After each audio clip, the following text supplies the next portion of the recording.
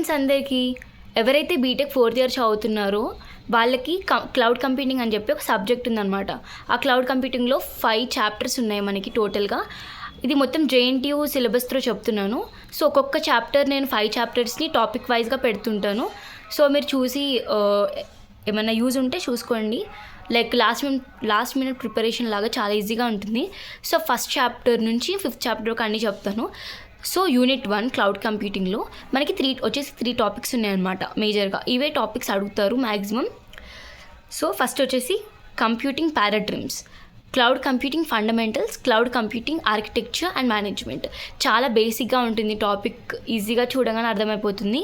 మీరు ఒకసారి చూడండి, ఈజీగా అర్థమైపోతుంది. లైక్ ఫస్ట్ వచ్చేసి కంప్యూటింగ్. ఫస్ట్ ఏదైనా టాపిక్ వెళ్ళే ముందు దాని గురించి తెలుసుకుంటే మనం డెప్త్గా రాయడానికి మనకి అనుకూలంగా ఉంటుంది.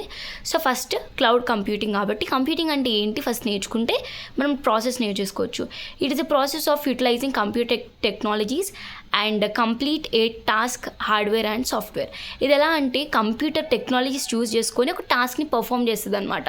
Like whatever it may be, like software కానీ హార్డ్వేర్ కానీ, we need to take it and we need to utilize that and we need to complete a task.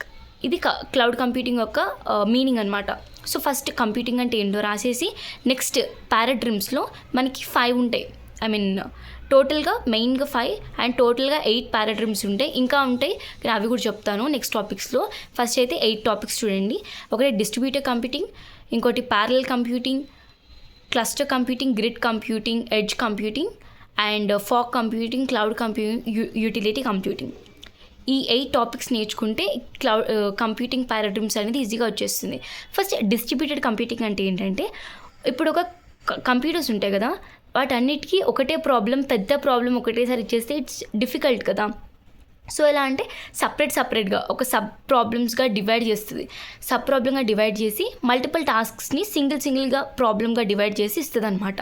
So దీనివల్ల ఎలా అంటే multiple devices work on a single problem. చాలా devices ఒక problem పైన work చేసినప్పుడు మనకి ఎలా అంటే ఈజీగా అనేది ప్రాబ్లమ్ సాల్వ్ అయిపోతుంది అనమాట. సబ్ ప్రాబ్లమ్స్గా డివైడ్ చేసుకొని తర్వాత ఫాల్ట్ టాలరెన్స్ మంచిగా ఉంటుంది.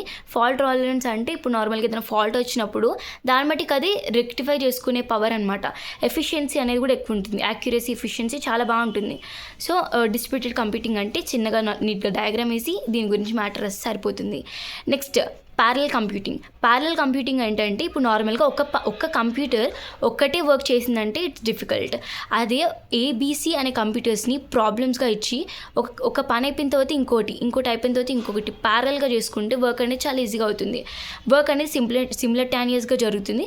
Once if the work A is completed then it goes to B and so on. ఒక A అయిపోయిన వెంటనే Bకి, B అయిపోయిన వెంటనే Cకి, అలా అనేది వర్క్ జరుగుతుందన్నమాట. సో ఎలా అంటే టైంని సేవ్ చేస్తుంది. అలా కొన్ని పాయింట్స్ రాయండి. సో ప్యారలల్ కంప్యూటింగ్ వచ్చేసి నీట్గా డయాగ్రామ్ వేసేసి ఎక్స్ప్లెయిన్ చేయండి, సరిపోతుంది. నెక్స్ట్ క్లస్టర్ కంప్యూటింగ్ ఎలా అంటే ఇప్పుడు నార్మల్గా మనం 3 డివైజెస్ అనుకుంటే ఒక పెద్ద రూట్ డివైస్ అనేది ఉంటుంది అనమాట. ఆ పెద్ద రూట్ డివైస్కి ఇది ఇంకా దానికి ఇండివిజువల్ కంప్యూటర్స్ని ఇస్తుంది అనమాట. ఇండివిజువల్ కంప్యూటర్స్ అనేవి ఇంటిగ్రేట్ అయ్యి to one system. It will B integrating has a one system and it will B solving the problem. So many computers work on the one system అనమాట.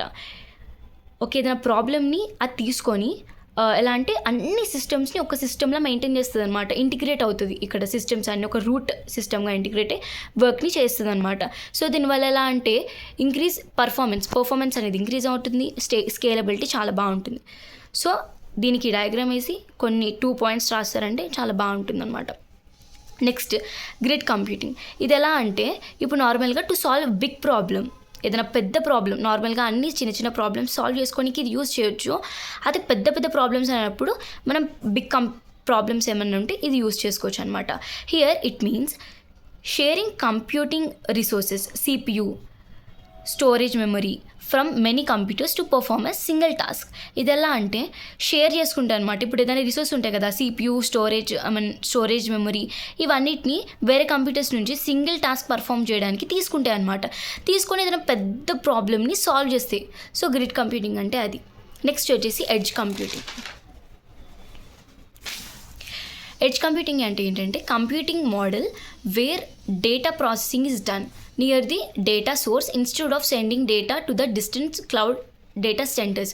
ఇప్పుడు ఒక ప్రాబ్లం ఉందండి, అయితే ప్రాబ్లమ్ని అన్ని సెంటర్స్కి పంపించడం కన్నా ప్రాబ్లం ఎక్కడుందో ఆ సెంటర్కి పంపించి ఆ ప్రాబ్లమ్ సాల్వ్ చేసుకోవడం బెటర్ కదా. ప్రతి ఒక్క దానికి వెళ్ళి తీసుకోవడం కంటే, పెద్ద లాంగ్ డిస్టెన్స్ కన్నా ఇక్కడ దగ్గర ప్రాబ్లం ఎక్కడైతే ఉందో అక్కడే సొల్యూషన్ ఫైండ్ అవుట్ చేయడం మెయిన్ కదా. సో అలా అనమాట, it will be taking where the place we want the solution, where the problem it is there itself it will be working అనమాట.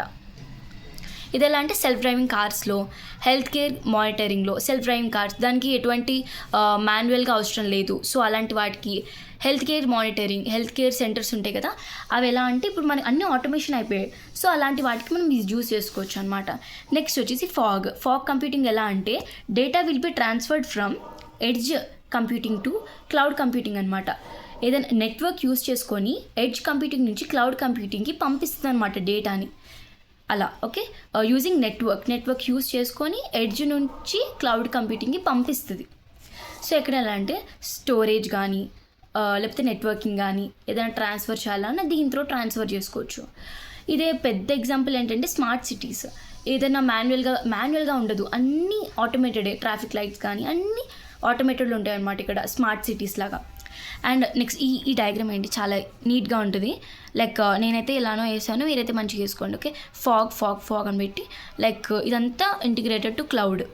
ఇక్కడ క్లౌడ్ కంప్యూటింగ్, ఇక్కడ ఎండ్ డివైజెస్ అనేవి ఉంటాయి. Okay, next వచ్చేసి cloud computing. It is the main part of the all computing devices. ఇక్కడ వచ్చేసి user demand services, delivery, store, integrate. Okay, app అనేది distribute అవుతుంది. ఇప్పుడు నార్మల్గా ఏదన్నా ఒక ప్రాబ్లం ఉందంటే ఆ ప్రాబ్లంలో ఇది డిమాండ్ చేసుకుంటుంది అనమాట. ఇప్పుడు క్లౌడ్ కంప్యూటింగ్ అంటే పెద్ద పెద్ద కంపెనీస్ ఉంటాయి, స్టార్టప్ కంపెనీసే ఉంటాయి. ఆ కంపెనీస్ ఏం చేస్తాయి, పెద్ద అమౌంట్ పెట్టి అన్ని రిసోర్సెస్ని కొనుక్కోలేవు. సో అలాంటప్పుడు ఏం చేస్తాయి అంటే ఇవి రెంట్ తీసుకుంటాయి అనమాట. మొత్తం pay for what we use అనమాట. అంతే, ఏదైతే మనం కొనుక్కుంటామో, ఎంతైతే యూజ్ చేసుకుంటామో అంతవరకు మనం పే చేయొచ్చు. మొత్తం డివైస్ అంతా కొనుక్కోవాల్సిన అవసరం లేదు. మనకి ఇప్పుడు ఏదైనా AWSలో చేయాలనుకుంటే మనం జస్ట్ ఆ మందానికి ఎంతైతే వాడామో అంత మాత్రం తీసుకుంటే ఒక 2-3 days తీసుకుంటే సరిపోతుంది. ఆ డివైస్ మొత్తం కొనాల్సిన అవసరం లేదు కదా. అలా అని క్లౌడ్ మీనింగ్ అనమాట. అది జస్ట్ ఇది integrated part of IT resource అనమాట. ఓకే, ఇంకొచ్చేసి using computing without owning them. అది ఓన్ చేసుకోకుండా మొత్తం డివైస్ అంతా కొనుక్కోవడం కన్నా ఏదో ఒక 2-3 days కోసమో అలా తీసుకొని కొంచెం అమౌంట్ అలా తీసుకుంటే pay for what you use ఈ మోడల్ని ఉంటుంది అనమాట. Pay for what you use. Okay, దీనిలో మళ్ళీ 3 ఉంటాయి. అవి ఏంటంటే సర్వీస్ ప్రొవైడ్ చేస్తాయి అనమాట. క్లౌడ్ కంప్యూటింగ్లో సర్వీసెస్ ఉంటాయి. ఎలా అంటే IaaS, ఇది ప్లాట్ఫామ్, సాఫ్ట్వేర్. ఇది ఎట్లా అంటే infrastructure as a service, platform as a service, software as a service. ఇవన్నీ సర్వీసెస్ని ప్రొవైడ్ చేస్తుంది. ఇంకొన్ని సర్వీసెస్ ఉంటాయి, నేను అవి నెక్స్ట్ పార్ట్లో చూపిస్తాను. అండ్ నెక్స్ట్ వచ్చేసి యూటిలిటీ కంప్యూటర్. ఇది ఎలా అంటే సర్వీస్ ప్రొవైడర్స్ యూజర్ సర్వీసెస్కి ఇస్తుంది అనమాట. ఇది ఎలా అంటే పే యాజ్ యూ యూజ్. ఇంకోటి వచ్చేసి నో ఫిక్స్డ్ రేట్, ఇంతే రేట్ అని చెప్పి ఏముండదు అనమాట. కాస్ట్ ఎఫిషియెంట్, అంతే కదా. యూటిలిటీ చేసుకోవడం అంతే, జస్ట్ మనకి ఎంత కావాలంత యూజ్ చేసేసుకొని వీ కాంట్ ఓన్ ఇట్ అనమాట. There is no need for owning it, we can do it easily. Fixed cost ఉండదు, ఈజీగా అయిపోతుంది. సో ఒకసారి బ్రీఫ్ కంప్యూటర్ పారాడిగ్మ్స్ అని అడిగితే మనం ఫస్ట్ కంప్యూటింగ్ అంటే ఏంటి రాసి, దాని తర్వాత మనకి 8 ఉంటాయి. 8 నీట్గా ఒక స్ట్రక్చర్ ఫామ్లో వేసి దాని తర్వాత ఒక్కొక్క దానికి హెడ్డింగ్ పెట్టి డిస్ట్రిబ్యూటెడ్ అంటే ఏంటి, ప్రాబ్లమ్స్ని సబ్గా తీసుకొని ఏదైనా ఫాల్ట్ ఉంటే టాలరెన్స్ చేసుకొని డివైడ్ చేసుకొని ప్రాబ్లమ్ని సాల్వ్ చేస్తుంది అనమాట. అప్పుడు మనకి టైం సేవ్ అవుతుంది, అన్నీ సేవ్ అవుతాయి. నెక్స్ట్ వచ్చేసి ప్యారలల్ కంప్యూటింగ్. ఒక A అయిపోయిన తర్వాత B అయిపోయిన తర్వాత C. ఈ డయాగ్రామ్ వేసి మ్యాటర్ రాయండి సరిపోతుంది. నెక్స్ట్ వచ్చేసి క్లస్టర్ కంప్యూటింగ్ ఎలా అంటే చాలా డివైజెస్ ఒక డివైస్లో ఇంటిగ్రేట్ అవుతాయి అనమాట. So many devices will be integrating as a one device and it will be performing the task. దీనివల్ల ఇంక్రీజ్ పర్ఫార్మెన్స్, స్కేలబిలిటీ అనేది ఉంటుంది. గ్రిడ్ కంప్యూటింగ్లో పెద్ద ప్రాబ్లమ్స్ ఏదైతే ఉంటాయో అక్కడ చేస్తారనమాట. నెక్స్ట్ వచ్చేసి ఎడ్జ్ కంప్యూటింగ్.